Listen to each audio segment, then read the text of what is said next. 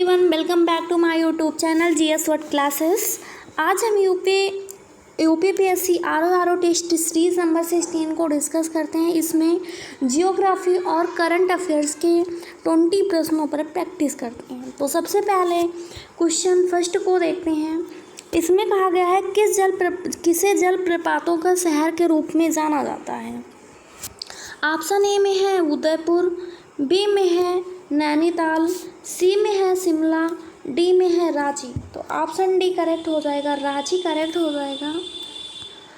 झारखंड की राजधानी रांची को जलप्रपातों के शहर के रूप में जाना जाता है। हुंडरू जलप्रपात जो है वो रांची में सुवर्ण नदी पर निर्मित है। सेकंड क्वेश्चन देखते हैं।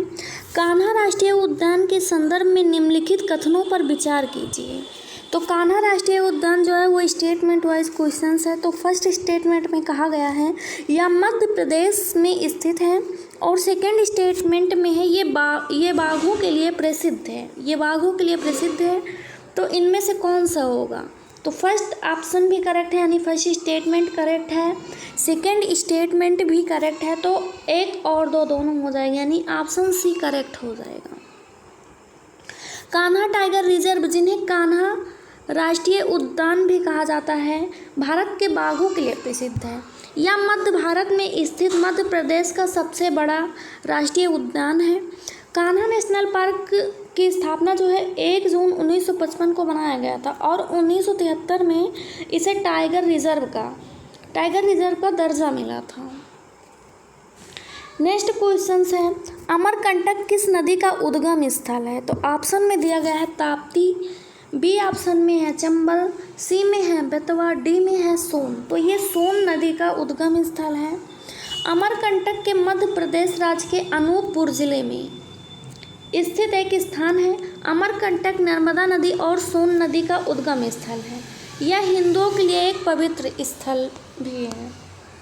फोर्थ नंबर क्वेश्चंस को देखते हैं। जोहिला नदी किसकी सहायक नदी है। तो ऑप्शन में है सोन नदी, बी में है कृष्णा, सी में है नर्मदा, डी में है गोदावरी। तो ऑप्शन ए करेक्ट हो जाएगा। सोन नदी की ये सहायक नदी है, ट्रिब्यूटरी है सोन रिवर की। जोहिला नदी सोन नदी की सहायक नदी है। जोहिला नदी जो है वो मध्य प्रदेश के अनूपपुर जिले से निकलती है। जोहिला नदी का उद्गम अमरकंटक से 10 किलोमीटर दूर स्थित जालेश्वर से होता है। बहुत इंपॉर्टेंट है ये। गोमती नदी पर विचार कीजिए, स्टेटमेंट वाइज है। यह फुलर झील से निकलती है, और यह सुल्तानपुर जौनपुर इस नदी के किनारे स्थित है। तो बिल्कुल करेक्ट है। ये पीलीभीत के फुलर लेक से, फुलर झील से निकलती है। तो सी ऑप्शन हो जाएगा, यानी कि दोनों ही स्टेटमेंट करेक्ट है। गोमती नदी का उद्गम जो है पीलीभीत जिले में फुलहर झील गोमत ताल से होता है। लखनऊ, लखीमपुर खीरी, सुल्तानपुर और जौनपुर गोमती नदी के किनारे स्थित शहर है ये। 6 नंबर क्वेश्चंस को देखते हैं। राष्ट्रीय पर्यावरण अभियांत्रिकी अनुसंधान संस्थान नीरी कहाँ अवस्थित है। ऑप्शन में दिया गया है नई दिल्ली, बी में है देहरादून, सी में है नागपुर, डी में है भोपाल। तो ये सी हो जाएगा नागपुर। पर्यावरण का नेम सुनते ही नागपुर पे टिक कर देंगे, क्योंकि पर्यावरण अभियांत्रिकी अनुसंधान जो है वो नागपुर में ही है। राष्ट्रीय पर्यावरण अभियांत्रिकी अनुसंधान नीरी जो है वो CSIR का एक उपक्रम है। यह नागपुर में स्थित है। यह पर्यावरण विज्ञान एवं इंजीनियरिंग से संबंधित अनुसंधान एवं व्यवहारिक सुझाव देता है। यह नागपुर में जो है 1958 में स्थापित किया गया था। नीरी को चेन्नई, दिल्ली, हैदराबाद, कोलकाता और मुंबई में 5 क्षेत्रीय प्रयोगशालाएं हैं नीरी की। नीरी विज्ञान और प्रौद्योगिकी मंत्रालय के अंतर्गत आता है। 7 नंबर क्वेश्चंस को देखते हैं। निम्नलिखित में से कौन सी नदियाँ पश्चिम वाहिनी है। तो पश्चिम वाहिनी में है नर्मदा, बी में है, सेकंड में साबरमती, थर्ड है माही, डी में है लूनी नदी। यानी ये तीनों ही पश्चिमी वाहिनी है। तो ऑप्शन डी हो जाएगा। 1, 2, 3 और 4। नर्मदा नदी, साबरमती, लूनी और पश्चिम दिशा की ओर प्रवाहित होने वाली नदियां हैं। इनके अतिरिक्त जो है कृष्णा, कावेरी, गंगा नदियां पूर्व दिशा की ओर, यानी बंगाल खाड़ी में जाकर प्रवाहित होती हैं। और ये सब जो है नर्मदा, ताप्ती, साबरमती, माही, लूनी नदियां, ये सब जो हैं अरब सागर में जाकर मिलती हैं। किस राज्य में भारत का पहला ग्रेन एटीएम स्थापित हुआ है? ऑप्शन में दिया गया है हरियाणा, गुजरात, पंजाब, उत्तर प्रदेश। तो ये हरियाणा हो जाएगा। हरियाणा ऑप्शन ए करेक्ट हो जाएगा। हरियाणा के गुरुग्राम में स्थापित किया गया है। हरियाणा सरकार ने गुरुग्राम में पायलट प्रोजेक्ट के रूप में भारत का पहला ग्रेन एटीएम स्थापित किया है। इस ग्रेन एटीएम का नाम जो है वो अन्नपूर्ति रखा गया है। बहुत ही इंपॉर्टेंट क्वेश्चंस है ये। इस एटीएम को संयुक्त राष्ट्र के वर्ल्ड फूड प्रोग्राम WFP के तहत स्थापित किया गया है। 9 नंबर क्वेश्चन को देखते हैं। ओंगे और जारवा जनजात भारत के किस राज्य में निवास करती है?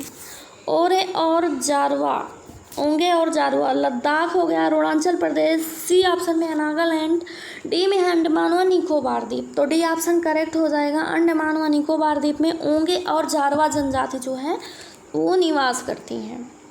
अंडमान एवं निकोबार द्वीप समूह में 6 अधिसूचित जनजातियां शेड्यूल्ड ट्राइब्स निवास करती हैं।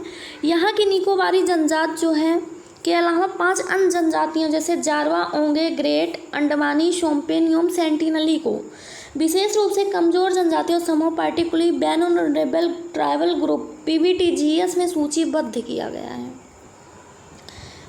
10 नंबर क्वेश्चन को देखते हैं। खड़कवासला बांध किस राज्य में स्थित है? ऑप्शन में दिया गया है महाराष्ट्र, बी में है तमिलनाडु, सी में है उत्तर प्रदेश, डी में है कर्नाटक। आंसर ए यानी कि महाराष्ट्र करेक्ट हो जाएगा। खड़कवासला बांध जो है भारत के महाराष्ट्र राज्य में स्थित है। महाराष्ट्र के पुणे में मुथा नदी पर बनाया गया है इसको, खड़कवासला बांध को। इस बांध के समीप जो है खड़कवासला झील का निर्माण किया गया है जो पुणे और अन्य क्षेत्रों के लिए जल का एक प्रमुख स्रोत है। 11 नंबर क्वेश्चंस को देखते हैं। निम्नलिखित में से कौन सा राष्ट्रीय उद्यान जो है वो असम में स्थित है? ऑप्शन में है रायमोना, बी में है मानस, सी में है दियंग पटकाई, डी में है उपयुक्त में सभी। तो ये सभी हैं। रायमोना भी है, मानस भी है, दियंग पटकाई भी असम में ही है। असम में वो जो टोटल वो 7 राष्ट्रीय उद्यान स्थित हैं। इनको देखते हैं डिटेल्स में कौन कौन से हैं। तो मानस हो गया, काजीरंगा राष्ट्रीय उद्यान, दिहिंग पटकाई राष्ट्रीय उद्यान, डिब्रू सैखोवा राष्ट्रीय उद्यान, राजीव गांधी ओरंग राष्ट्रीय उद्यान, नामेरी राष्ट्रीय उद्यान, रायमोना राष्ट्रीय। ये 7 इंपॉर्टेंट है, याद रखिएगा। 12 नंबर क्वेश्चन को देखते हैं। उत्तर भारत में मयूर संरक्षण केंद्र का विकास किस स्थान पर किया जा रहा है? ऑप्शन में है मेरठ, बी में है मथुरा, सी में है अलीगढ़, डी ऑप्शन में है महाराजगंज। तो ये बी ऑप्शन करेक्ट हो जाएगा। मथुरा में किया जा रहा है। उत्तर प्रदेश में मयूर संरक्षण केंद्र का विकास जो है मथुरा जिले में किया जा रहा है। जटायु गिद्ध संरक्षण केंद्र जो है वो महाराजगंज में स्थापित किया जा रहा है।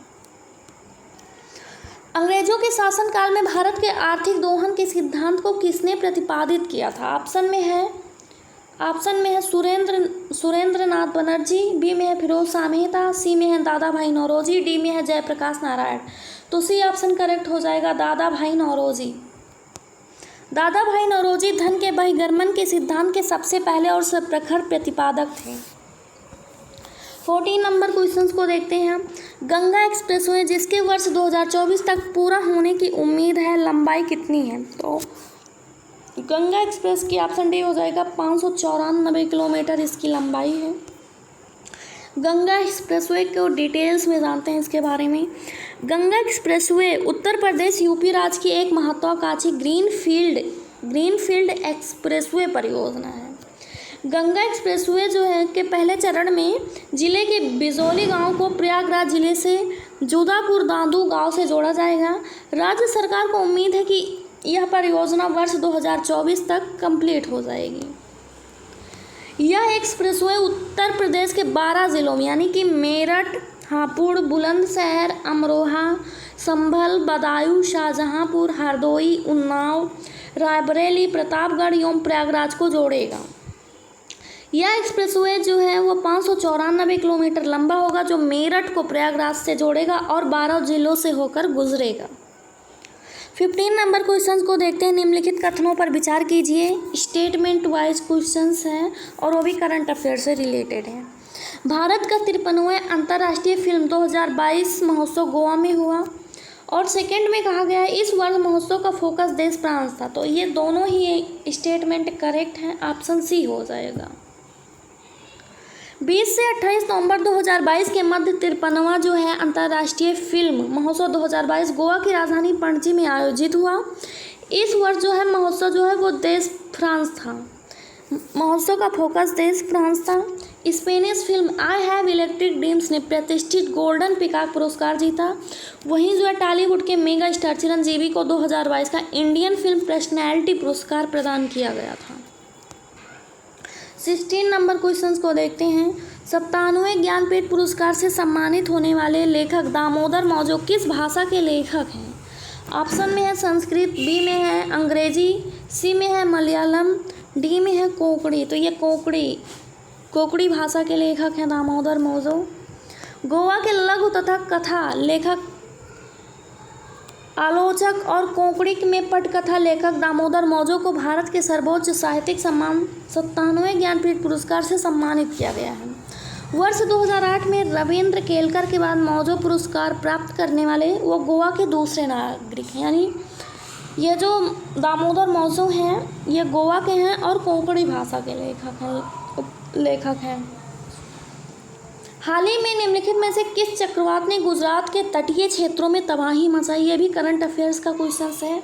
ऑप्शन में है बिपरजॉय, बी में है तौकते, सी में है निसर्ग, डी में है अम्फान। तो ऑप्शन ए करेक्ट हो जाएगा बिपरजॉय। अभी हाल ही में आया हुआ था गुजरात में।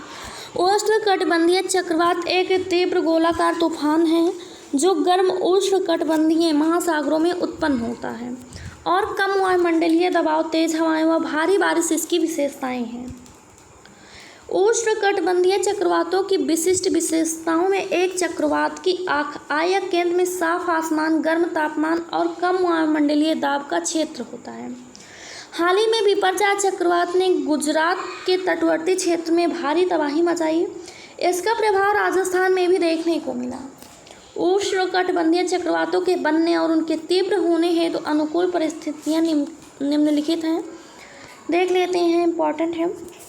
27 डिग्री सेल्सियस से अधिक तापमान वाली एक बड़ी समुद्री सतह और कारियोलस बल की उपस्थिति और जो है ऊर्ध्वाधर लंबवत हवा की गति में छोटे बदलाव और पहले से मौजूद कमजोर निम्न दबाव क्षेत्र स्थिर चक्रवात परीक्षण संरचरण ये जरूरी है। समुद्र तल प्रचार के ऊपर विचलन डाइवर्जेंस ये भी। 18 नंबर क्वेश्चंस को देखते हैं। 108वें भारत विज्ञान कांग्रेस ISC का मुख्य विषय क्या है? ऑप्शन में है विज्ञान एवं प्रौद्योगिकी और बी ऑप्शन में है महिला सशक्तिकरण के साथ सतत विकास के लिए विज्ञान और प्रौद्योगिकी, सी में है प्लास्टिक कचरे का सफलतापूर्वक निपटान और ये ऑप्शन में है बाल मृत्यु दर को रोकने के लिए विज्ञान और प्रौद्योगिकी। ऑप्शन बी करेक्ट हो जाएगा, सी गलत लिखा हुआ है। ऑप्शन बी करेक्ट हो जाएगा महिला सशक्तिकरण के साथ सतत विकास के लिए विज्ञान और प्रौद्योगिकी। प्रधानमंत्री श्री नरेंद्र मोदी 3 जनवरी 2023 को सुबह 10:30 बजे वीडियो कॉन्फ्रेंस के माध्यम से 108वीं भारतीय विज्ञान कांग्रेस ISC को संबोधित किया था। इस वर्ष जो है ISC का मुख्य थीम वो था महिला सशक्तिकरण के साथ विकास के लिए विज्ञान और प्रौद्योगिकी। इस आयोजन के दौरान सतत विकास, महिला सशक्तिकरण, इसे प्राप्त करने में विज्ञान और प्रौद्योगिकी की भूमिका मुद्दों पर चर्चा की गई थी। 19 नंबर क्वेश्चन को देखते हैं। सूर्य ग्रहण अभ्यास का 16वां संस्करण 2022 कहाँ आयोजित हुआ था? ऑप्शन में है नेपाल, बी में है भारत, सी में है भूटान, डी में है मालदीव। तो ऑप्शन ए करेक्ट हो जाएगा, नेपाल में हुआ था। सूर्य किरण अभ्यास जो एक्सरसाइज सूर्य किरण जो है भारत और नेपाल की सेनाओं के बीच द्विपक्षीय संयुक्त सैन्य अभ्यास है। सूर्य किरण अभ्यास भारत नेपाल सैन्य अभ्यास पूर्व किरण 2011 में शुरू हुआ था और तब से सूर्य किरण अभ्यास दोनों देशों की सेनाओं द्वारा रक्षा सहयोग और पारस्परिकता को बढ़ावा देने के लिए किया जाता है। सूर्य किरण का 16वां संस्करण जो है वो 16 से 29 दिसंबर 2022 तक Nepal army battle school Saljhandi Nepal में आयोजित किया गया। इससे पहले 15वां संस्करण जो है वो सितंबर 2021 में पिथौरागढ़ उत्तराखंड में आयोजित हुआ था। 20 नंबर क्वेश्चंस को देखते हैं। ट्राम्बे में भारत का प्रथम परमाणु रिएक्टर स्थापित किया गया था, इसका नाम रखा गया है। ऑप्शन में है अप्सरा, बी में है तारापुर, सी में है कुडनकुलम, डी में है रावत भाटा। तो ऑप्शन ए करेक्ट हो जाएगा, अप्सरा रखा गया था। ट्राम्बे भारत का प्रथम परमाणु रिएक्टर जो है उसका नाम अप्सरा रखा गया था। भाभा परमाणु ऊर्जा अनुसंधान यानी कि भाभा एटॉमिक रिसर्च सेंटर की स्थापना जो है वो ट्राम्बे मुंबई के निकट में की गई थी और यहीं पर भारत के प्रथम परमाणु रिएक्टर स्थापित किया गया था जिसका नाम अप्सरा रखा गया था। Thanks for watching GS world classes. अगर वीडियो अच्छी लगी हो तो हमारे चैनल को सब्सक्राइब करें, वीडियोज़ को लाइक शेयर कमेंट ज़रूर करें। धन्यवाद।